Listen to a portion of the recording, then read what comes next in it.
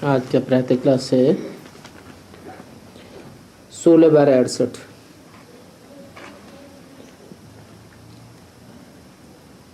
ये तो रूहानी बच्चे जानते हैं कि बाप आए हैं हमको नई दुनिया का वर्षा देने के लिए, और ये बच्चों को पक्का है कि जितना हम बाप को याद करेंगे उतना ही पवित्र बनेंगे, और जितना पवित्र बनेंगे उतना वर्षा पावेंगे। हम जितना अच्छा टीचर बनेंगे उतना ही ऊंचे पद पावेंगे, क्योंकि तुम आपस में भाई भाई हो। टीचर के रूप में पढ़ना भी सीखते हो और पढ़ाना भी सीखते हो, तो तुमको औरों को पढ़ाना भी जरूर है,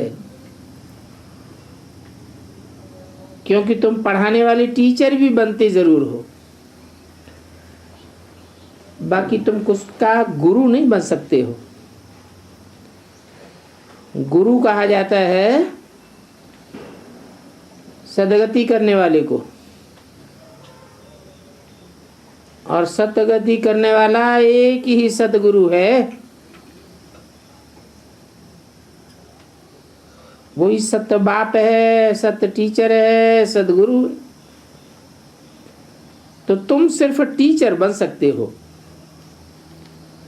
गुरु तो एक ही सदगुरु है जो सिखाते हैं, वो टीचर भी बनाते हैं। तुम सभी को पढ़ाते हो, रास्ता बताते रहो मनमना भव का।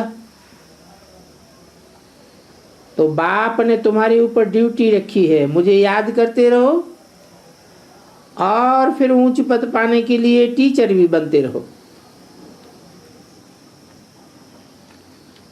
तुम किसको बाप का परिचय देते हो तो उनका भी फर्ज है बाप को याद करना।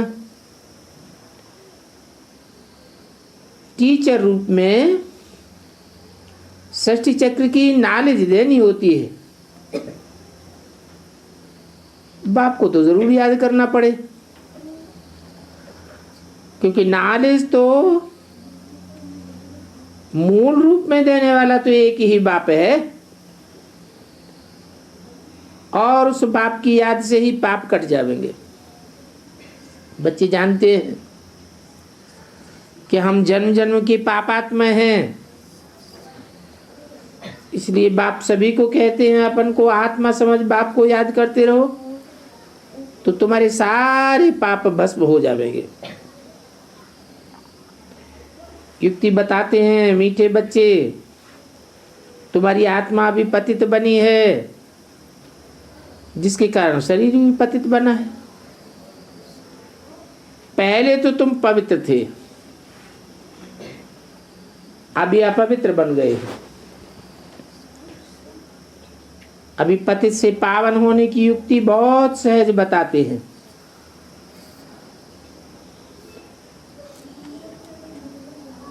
पवित्र से अपवित्र कैसे बन गए?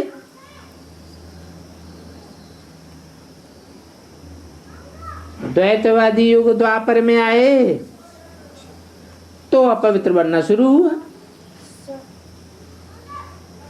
संग के रंग से अपवित्र बने ना, तो अभी बाप युक्ति बताते हैं कि अनेकों के संग के रंग से पतित बने हो।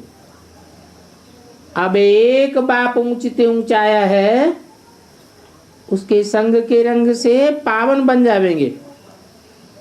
तो बुद्धि का संग सदैव एक बाप के साथ रखो।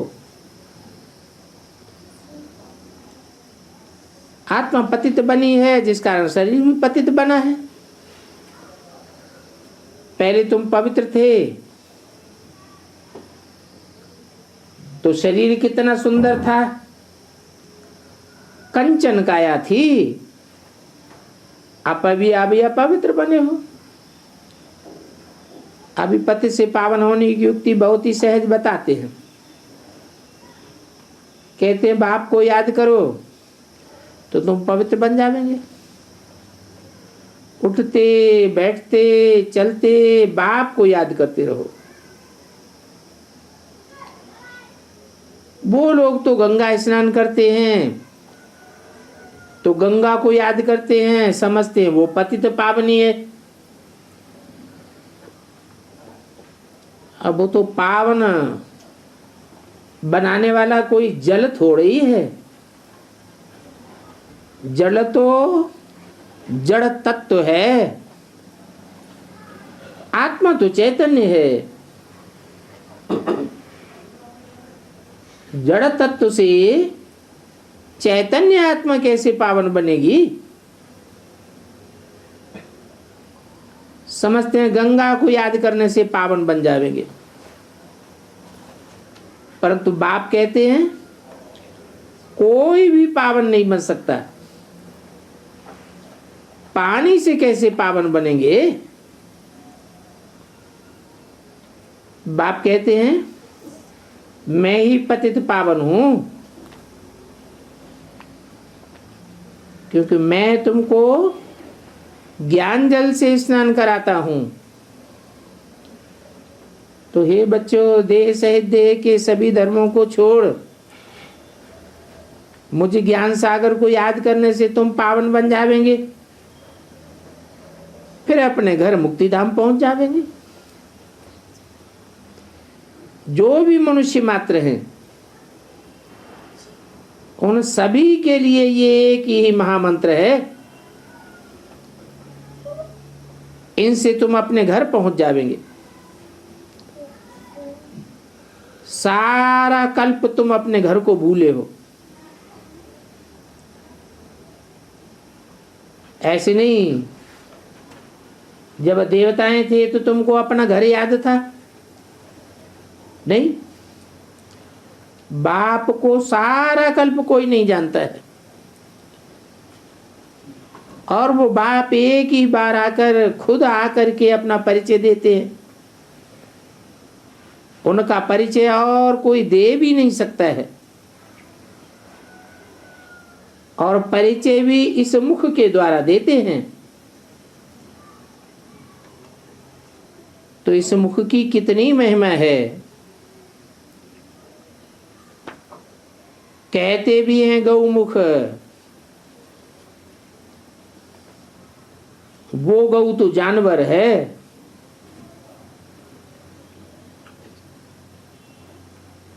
अब मैं जानवर में थोड़े ही आऊंगा।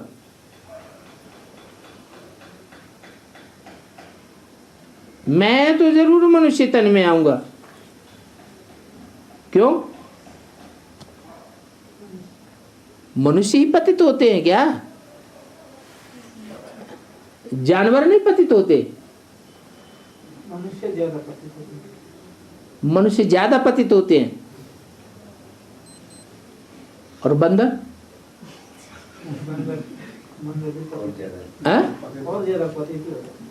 तो बंदर का तो मिसाल है कि पांचों विकार बंदर में सबसे जास्ती होते हैं, इसलिए उनको जानवर कहा जाता है।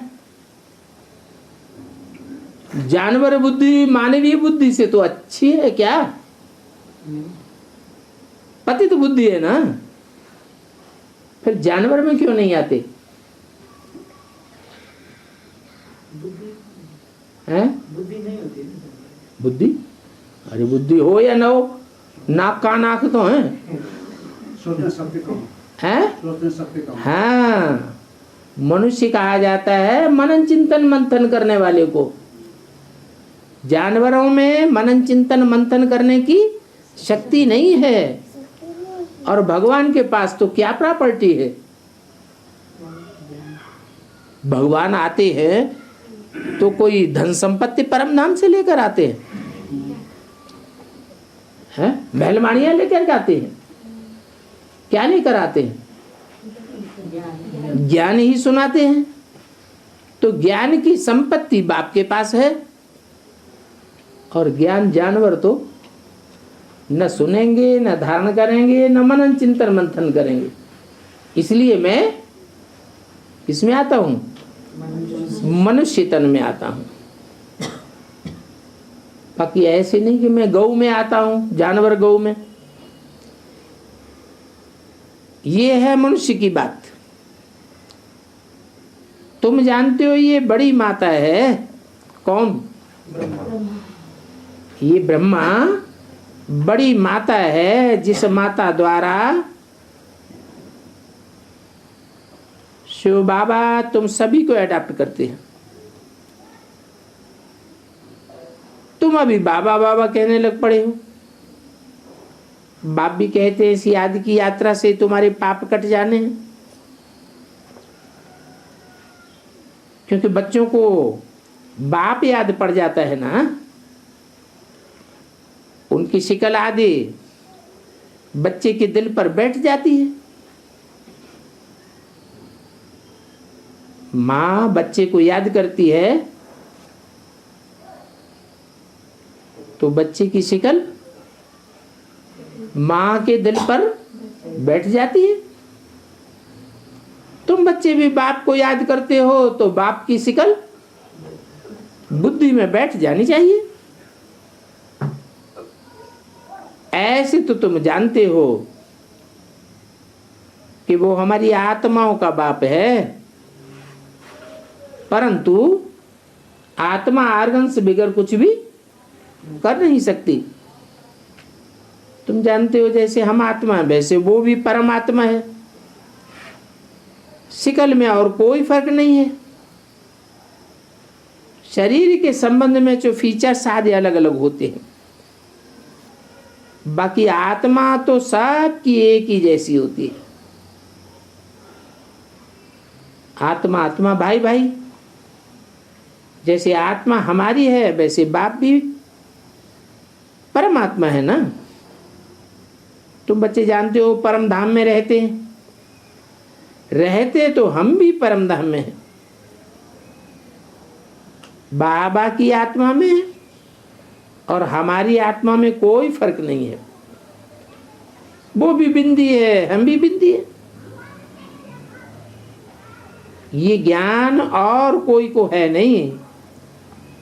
और तुमको भी बाप ने बताया। बाप के लिए भी क्या क्या कह देते हैं, सर्वव्यापी है, पत्थर बित्तर में जो जिसको आता है वो कहते रहते हैं। ड्रामा प्लान अनुसार भक्ति मार्ग में बाप के नाम, रूप, देश, काल को भूल जाते हैं। तुम भी भूल जाते हो। बच्चा बाप को भूल जाता है तो बाकी क्या जानेंगे। गोया निर्धन का हो गया, धन को याद करते ही नहीं है, क्योंकि धनी के पार्ट को ही नहीं जानते हैं। अपन को भी भूल जाते हैं, बाप को भी भूल जाते हैं, तो सृष्टि के आदि मध्य अंत को भी भूल जाते हैं। अभी तुम अच्छी रीति जानते हो, बरोबर हम पहले भूल गए थे, जानवर मिसल बन गए थे। हम तो पहले ऐसे देवी देवता थे, अभी जानवर से भी बदतर हो गए। तो मुख्य बात है हम अपनी आत्मा को भी भूल गए, बाप को भी भूल गए। तो अब हमको रियलाइज कौन करावे? क्योंकि कोई भी जीव आत्मा को तो ये पता ही नहीं होगा कि मैं आत्मा क्या हूं, या आत्मा क्या होती है, कैसे सारा पार्ट बजाती है।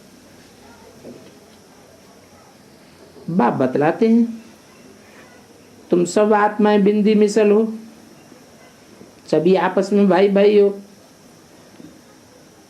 ये ज्ञान और कोई में नहीं है। इस समय सारी सृष्टि तमो प्रधान हो चुकी है, कोई में ज्ञान नहीं है। फिर क्या है?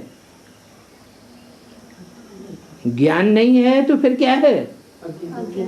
ग्लानि है, अज्ञान है।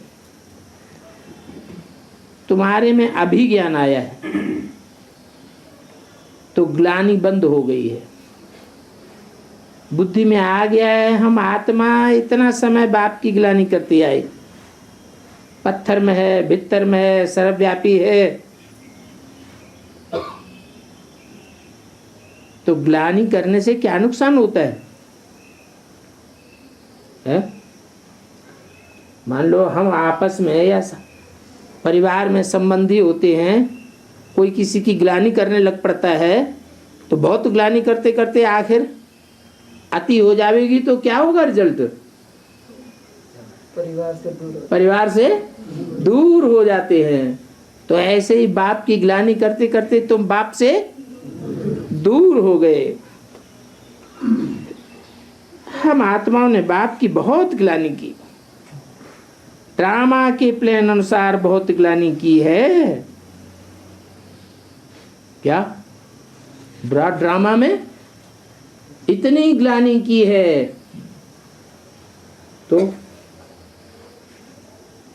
ड्रामा की रिहर्सल भी होती है कि नहीं है? होती है। फिर रिहर्सल के पीरियड में ग्लानि करेंगे या नहीं करेंगे? हाँ? करना ही पड़ेगा। हम तो अभी की इच्छा नहीं है करने का, वैसे प्लान नहीं है तो फिर होता है। हाँ? अभी तो हमारा संकल्प ऐसा नहीं है। पक्का कर दिया? हाँ जी। पक्का कर दिया। ड्रामा है ना? हैं? ड्रामा है ना? ड्रामा है, हमारी कोई गलती नहीं। इसलिए रिजल्ट क्या होता है कि आत्मा नीचे गिर जाती है, बाप से टूटते हैं, बाप से दूर होते हैं, तो आत्मा रसातल में चली जाती है। यह समझ अभी बुद्धि में आ गई है। भक्ति मार्ग में तो ये समझ ही नहीं, और अभी बुद्धि में आ गई है। तो फिर तुमसे कोई कब फालतू प्रश्न नहीं पूछ सकते। 16 वाले 68 की वाणी का दूसरा पेज। मूल बात हो जाती है बाप को याद करने की। बाप और कोई तकलीफ भी नहीं देते हैं, बाप को याद करने की सिर्फ तकलीफ है। बाप कब बच्चों को तकलीफ दे सकते हैं क्या? ला नहीं कहता जो बाप बच्चों को तकलीफ दे। कहते मैं कोई तकलीफ नहीं देता हूं। कोई बच्चे कुछ प्रश्न आदि पूछते हैं तो कहता हूं इन बातों में तुम टाइम वेस्ट क्यों करते हो? बाप को याद करो। मैं आया हूं तुमको ले जाने के लिए, इसलिए तुम बच्चों को याद की यात्रा से पावन बनना है। जितना पावन बनते जाएंगे उतना आत्मा हल्की होती जाएगी, पापों का बोझा उतरता जाएगा। आत्मा हल्की होगी तो नीचे रसातल में जाएगी या ऊपर उड़ेगी? ऊपर उड़ेगी तो तुम ठीक परम धाम पहुंच जाओगे। बस मैं ही पतित पावन बाप हूं, ये बात पक्की कर दो। और मैं मुख से कहता हूं और एक ही बात कहता हूं। इस एक ही बात से तुम्हारा बेड़ा पार हो जाता है। कौन सा बेड़ा है? लकड़ी का है क्या?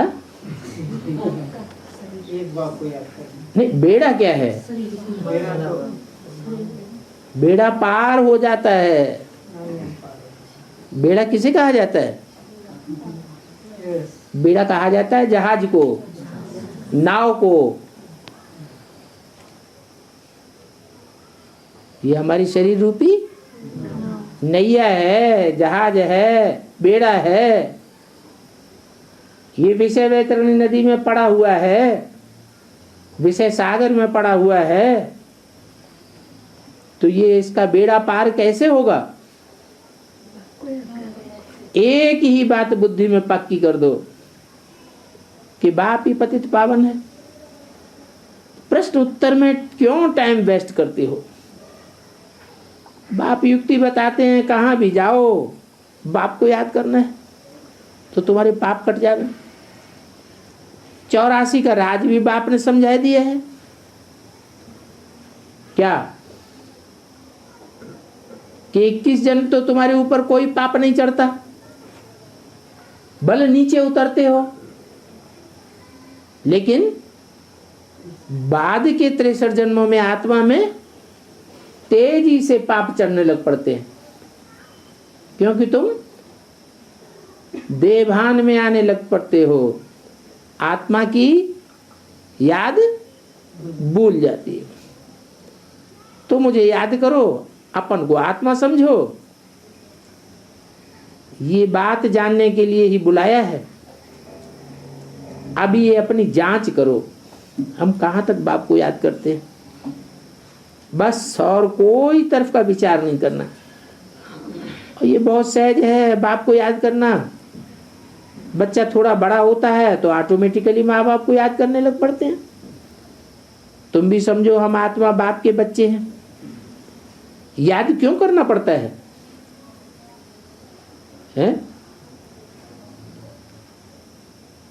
और कितना याद करना पड़ता है? अरे कोई कारण होगा याद करने का, क्योंकि हमारे ऊपर पापों का बोझा बहुत है।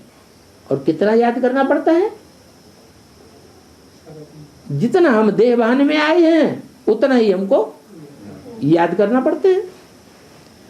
पाप बहुत चढ़े हुए हैं, उस याद से ही खत्म होंगे। इसलिए ज्ञान भी एक गायन है। सेकंड में जीवन मुक्ति। जीवन मुक्ति पढ़ाई पर मदार रखती है। जितना तुम बाप को याद करेंगे उतना ही ऊंची जीवन मुक्ति में पद पावेंगे, मर्तबा पाए लेंगे। तो धंधा आदि तो भल करो। धंधा आदि करने के लिए बाप कोई मना नहीं करते हैं। धंधा आदि जो तुम करते हो वो भी तो तुमको दिन रात याद रहता है ना। तो बाप अब ये रूहानी धंधा देते हैं। अपन को आत्मा समझ, मुझे याद करो, 84 के चक्र को याद करो। मुझे याद करने से तुम सतो प्रधान बनेंगे। क्या? धंधा आदि भल करो। धंधा आदि करेंगे तो उसका रिजल्ट क्या होता है? धंधा दोरी याद तो आता है ना। मिसाल देते हैं बाबा, कपड़ा बेचने वाला दुकानदार सारा दिन कपड़ा फाड़ता रहता है तो रात में सोते सोते अपनी धोती फाड़ लेता है। तो सोते सोते भी याद तो आता है ना।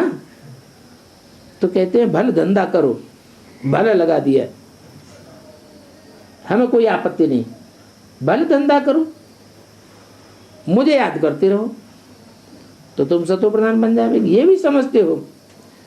अभी ये पुराना चोला है, फिर हम सतो प्रधान नया चोला लेंगे।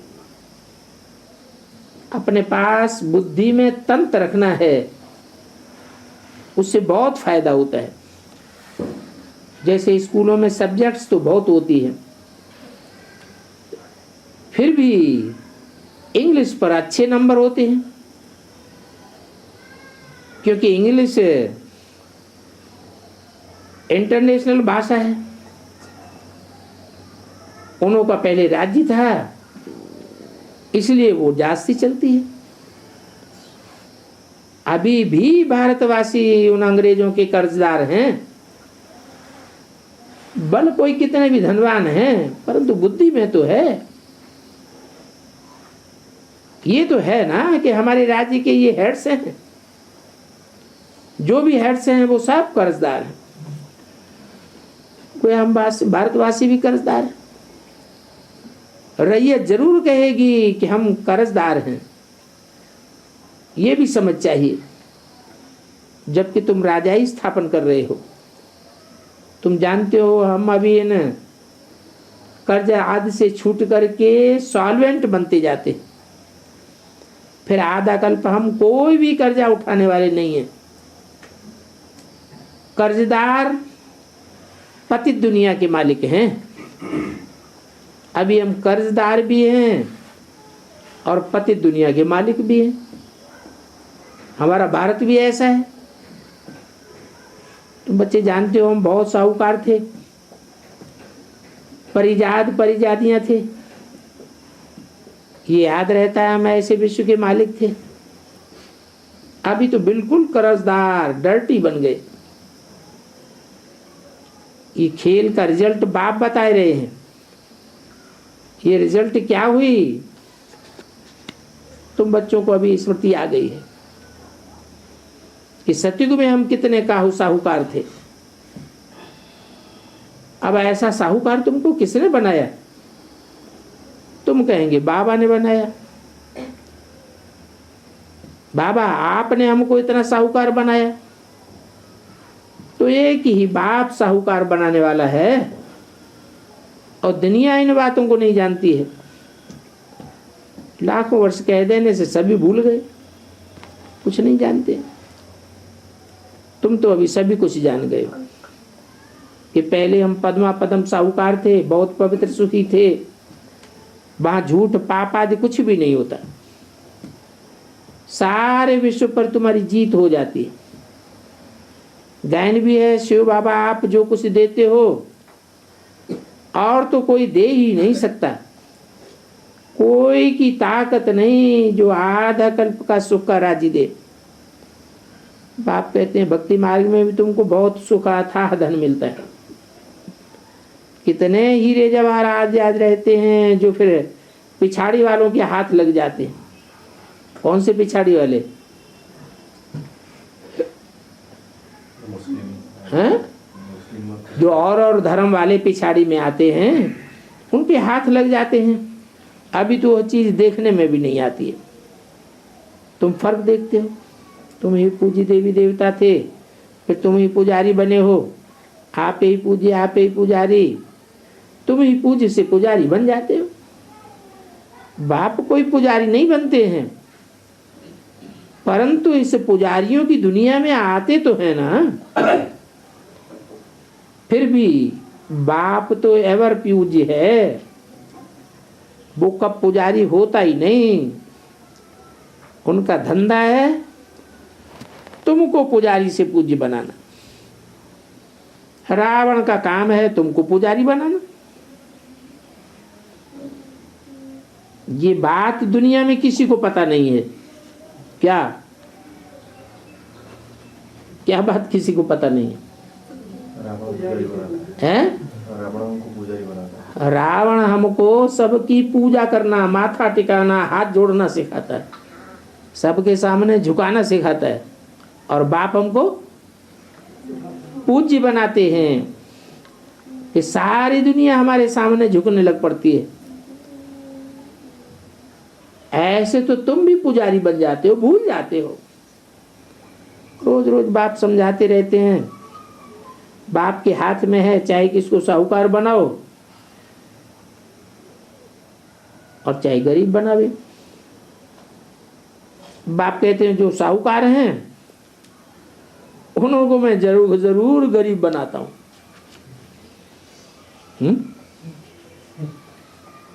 कौन से जन्म के हैं? इस आखिरी अंतिम जन्म के जो साहूकार हैं उनको मैं जरूर गरीब बनाता हूं। अंतिम जन्म में जो साहूकार बनते हैं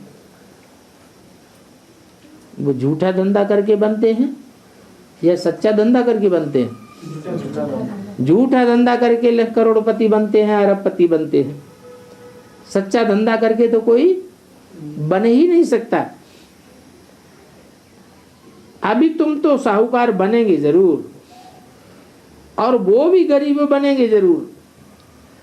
उनका पार्ट ही ऐसा है। कैसा कि जब विनाश होगा तो विनाश की विभीषिका में वो ठहर नहीं सकेंगे। उनके हाथ फिर होने लग पड़ेंगे। क्योंकि धनवान को अभी अहंकार बहुत है। इस बात का धन का बहुत अहंकार है। मैं फलाना हूं, हम ये हूं। उन साहूकारों को घमंड है कि सरकार भी हमारी मुट्ठी में है। अब ये घमंड तोड़ने के लिए बाबा कहते हैं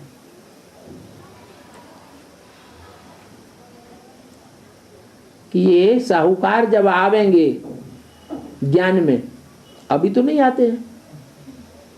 अभी तो यहाँ जो बैठे हुए हैं वो साहूकार हैं या साधारण? यहाँ तो सब साधारण बैठे हुए हैं। वो साहूकार जब आवेंगे घमंडी, तो उनका घमंड तोड़ने के लिए कहते हैं कि जब वो आवेंगे कुछ देने के लिए बाबा को, तो बाबा ले लो, तो बाबा कहेंगे हमें दरकार ही नहीं, हमारा काम तो पूरा हो गया। राजधानी स्थापन करनी थी, सो राजधानी स्थापन हो गई। राजधानी में जिन बच्चों को जिस स्टेज पर आना था, जो पद पाना था, वो बच्चों ने पद पाई लिया। अब हम क्या करेंगे? ये धन संपत्ति तुम अपने पास ही रखो। 16/12/68 की वाणी का 3रा पेज। कहेंगे कि जब जरूरत होगी तो फिर हम ले लेंगे, क्योंकि देखते हैं कि इनकी धन संपत्ति अब हमारे काम तो आवेगी नहीं। तो उनका अपना घमंड फिर टूटता है। थोड़े रोज में तुम देखेंगे वो कुछ भी लेकर के आवेंगे तो उनकी घमंड की चलन देख करके कहेंगे अच्छा अपने पास रख लो। देखेंगे लायक हैं तो साहूकार बना देंगे, लायक नहीं है तो कहेंगे हमको दरकार ही नहीं, बंडर खावेंगे। अरे हम इतना धन इनको देते हैं, ये ऐसे क्यों करते हैं, ऐसे क्यों कहते हैं? और सत्संगों में तो हम इतना देते थे, और संस्थाओं में इतना देते थे, हॉस्पिटलों आदि में हम कितना देते थे, कोई मना नहीं करते थे। ये ऐसे क्यों करते हैं? अरे हमको चाहिए ही नहीं, फेंक जाओ, पड़ा रहेगा, कोई उठा ले जाएगा, हमारे तो काम में नहीं आने वाला। बाबा के पास इस समय भी कोई भटके हुए आ जाते हैं। बाप जो इतना ऊंच बनाते हैं, ऐसे बाप को धोखा दे फिर भी आ जाते हैं तो कहेंगे अच्छा ये ट्रेटर बना था, इसने धोखा दिया था, लेना होगा तो लेंगे, नहीं तो कहेंगे इनका कुछ भी नहीं लेना, इन्होंने पहले भी हमको धोखा दिया था, फिर हमको धोखा दे जाएगा, भले ये गरीब बने। ऐसे ऐसे जिनको अपना अहंकार रहता था, मनहूस रहते थे, कहेंगे मनहूस की 1 पैसे की हमें दरकार नहीं, बाबा के तो हाथ में है ना, लेना बना लेना। और बाबा पैसे का क्या करेंगे, दरकार ही नहीं है। ये तो तुम बच्चों के लिए मकान बन रहे हैं, 2-4 वर्ष की तो बात है, परवाह नहीं है, आकर बाबा से मिलकर ही जाना है, सदैव तो रहना नहीं है। पैसे की क्या दरकार रहेगी? कोई लश्कर व तोपें आदि तो चाहिए नहीं, हमारी तो रूहानी युद्ध है, तुम विश्व के मालिक बन जाते हो। अभी तुम युद्ध के मैदान में हो, सिवाय बाप को याद करने के और कुछ भी तुम नहीं करते हो। बाप ने फरमान किया हुआ मुझे याद करो तो इतनी शक्ति मिलेगी। ये तुम्हारा जो धर्म है वो बहुत सुख देने वाला है। और बाप है सर्वशक्तिवान, तुम उनके बच्चे बनते हो। सारा मदार याद की यात्रा पर है।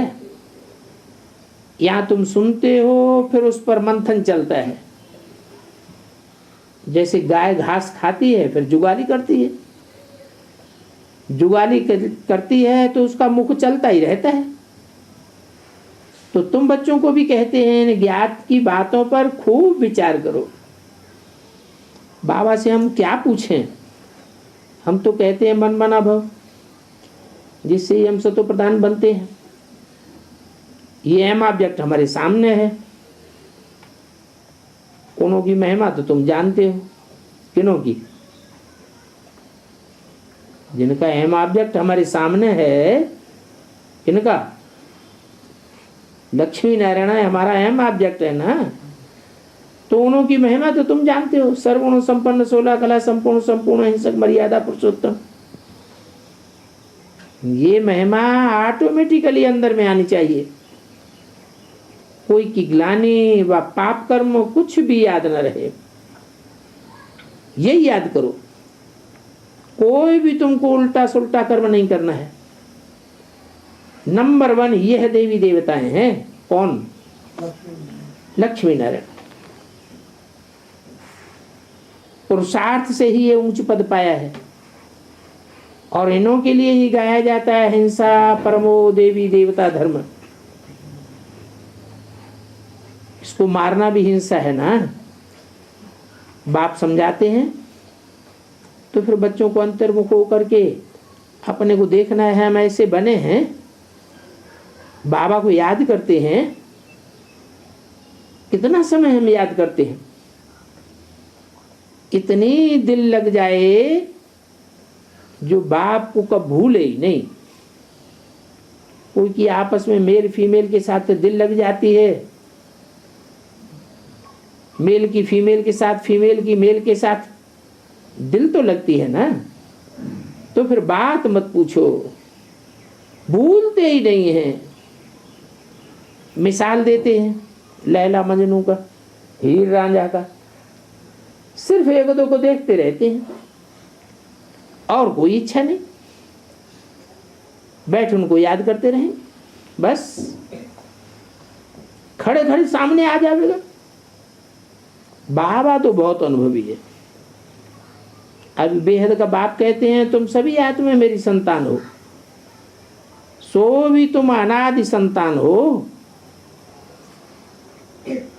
वो आशिक मासूक होते हैं, उन्हों की होती है जिस्मानी याद, और तुम्हारी तो है रूहानी याद। वो सिर्फ एक दो के शरीर को याद करते हैं और आकर के सामने खड़े हो जाते हैं। देखिए साक्षात्कार हो जाता है फिर गुम हो जाता है, वैसे वो भी सामने आ जाते हैं। उसी खुशी में ही खाते पीते याद करते रहते हैं। और तुम्हारी याद तो रूहानी याद है, इसमें तो बहुत बल है। एक बाप को ही याद करते रहेंगे और तुमको अपना भविष्य पद भी याद आता रहेगा। विनाश का साक्षात्कार भी होगा, आगे चल करके जल्दी जल्दी विनाश का साक्षात्कार होगा। फिर सभी को तुम कह सकेंगे देखो अभी ये विनाश होने वाला है, बाप को याद करो। बाबा ने भी सभी कुछ छोड़ दिया, कुछ भी पिछाड़ी में याद ना आए। हम तो अभी अपनी राजधानी में चले, नई दुनिया में तो हमको जरूर जाना है। योग बल से सभी पापों को भस्म करना है। इसी बात में मेहनत है और मेहनत भी बड़ी भारी है, क्योंकि घड़ी घड़ी बाप को भूल जाते हैं। ये बड़ी महीन बातें हैं। मिसाल जो देते हैं सर्प का, भ्रमरी का, वो सभी इस समय के। भ्रमरी तो कमाल करती है, उस भ्रमरी से तुम्हारी कमाल बहुत जास्ती है, क्योंकि वो तो जानवर है, जिस्म को चेंज कर देती है। उनकी भी कमाल दिखाते हैं, विष्टा के कीड़ों को कैसे आप समान बनाती है। तुम भी ब्राह्मण हो, ब्राह्मण ही हो। बाकी सभी मनुष्य दुनिया में विष्टा के कीड़े हैं, क्योंकि बाप को भूले हुए हैं। पतित कीड़ों को, मनुष्यों को तुम देवता बनाते हो। बाबा लिखते हैं, ज्ञान की भूमि करते रहो, आखिरी तो जाग ही पड़ेंगे। कहाँ जावेंगे? तुम्हारे ही पास आवेंगे, ऐड होते जावेंगे, और तुम्हारा नामाचार होता जाएगा। अभी तो तुम थोड़े हो। आर्य समाजियों का दयानंद भी पहले अकेला था, फिर बाद में वृद्धि हुई। बहुतों को आप समान बनाना पड़ेगा। फिर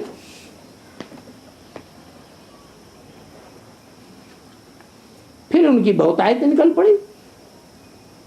ये शास्त्र तो पीछे बनते हैं। ग्रंथ के पहले वाणी हाथ से लिखी हुई थी,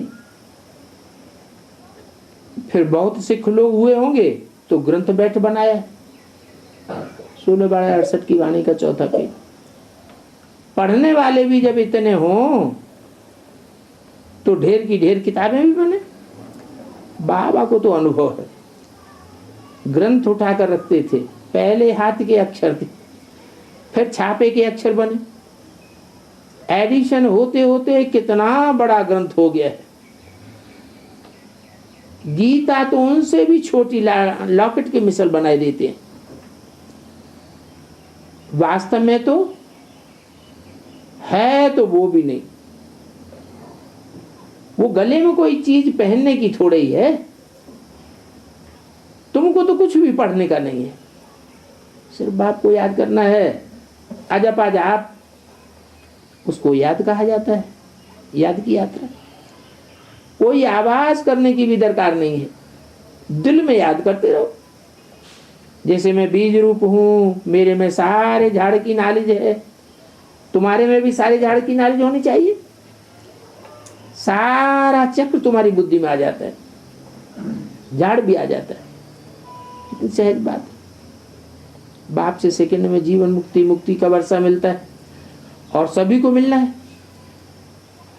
बाबा कहते हैं अखबारों द्वारा ये सारी नॉलेज चारों ओर फैल जाएगी, सभी जागेंगे।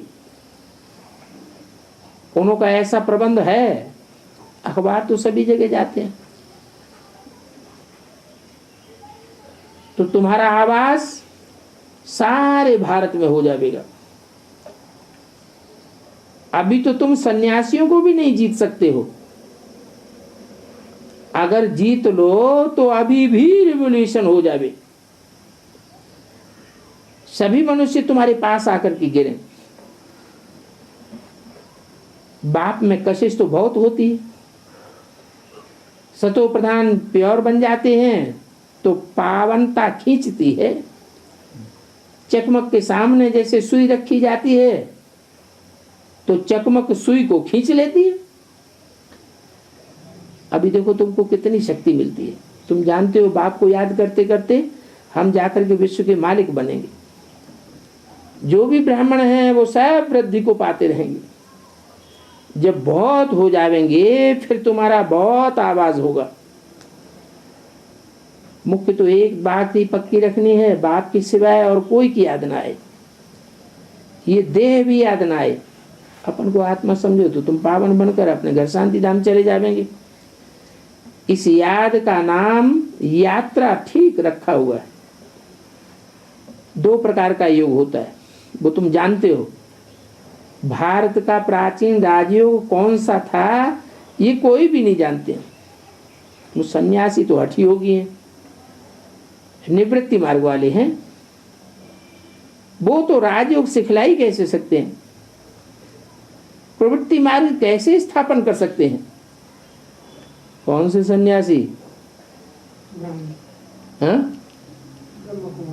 हाँ, वो प्रवृत्ति मार्ग के हैं कि निवृत्ति मार्ग के? हैं? तो निवृत्ति मार्ग निवृत्ति मार्ग के हैं। वो धर्म ही अलग है। वास्तव में वो तो बाद में आते हैं। तुम तो पहले आए थे। वो प्रवृत्ति मार्ग का राजयोग सिखला ही नहीं सकते। निवृत्ति मार्ग और प्रवृत्ति मार्ग का भी उनको पता नहीं है कि निवृत्ति मार्ग किसे कहा जाता है और प्रवृत्ति मार्ग किसे कहा जाता है। कितने हठ योग आदि सिखलाते रहते हैं। ये सभी हैं शरीर की संतुष्टि के लिए। हठ योग ऐसे करते हैं जैसे कि पहलवान बन जाते हैं। तुमको तो वो नहीं करना है। हठ योग में अनेक प्रकार की ड्रिल आदि सीखते रहते हैं। ये तो तुमको उठते बैठते चलते बाप को याद करना है। बहुतों को साक्षात्कार भी होता रहेगा। कहाँ कहाँ के राजाएं होंगे वो भी साक्षात्कार होगा। तुम कहाँ के कौन से देश के राजा बनेंगे वो भी तुमको साक्षात्कार होगा। कैसे साक्षात्कार? बंदा होगा। ज्ञान के बुद्धि योग का साक्षात्कार होगा। वहां भी राजाओं के ड्रेस भिन्न भिन्न प्रकार के होते हैं।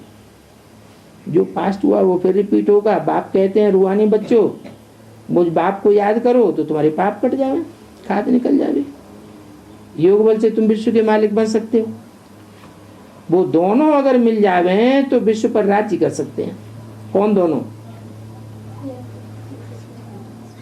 रूस और अमेरिका। परंतु ये ला नहीं कहता। वो लोग भी कहते हैं वो दोनों चाहें तो शांति करें और चाहे तो विनाश कर दें। हैं तो दोनों आपस में भाई भाई। कैसे?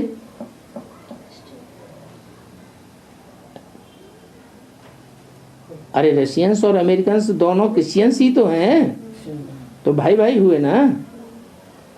हैं तो दोनों आपस में भाई भाई, परंतु दोनों की आपस में मिलने की बात नहीं हो सकती। अगर दोनों आपस में मिल जाएं तो दोनों कहें हम विश्व पर राजाई करते हैं।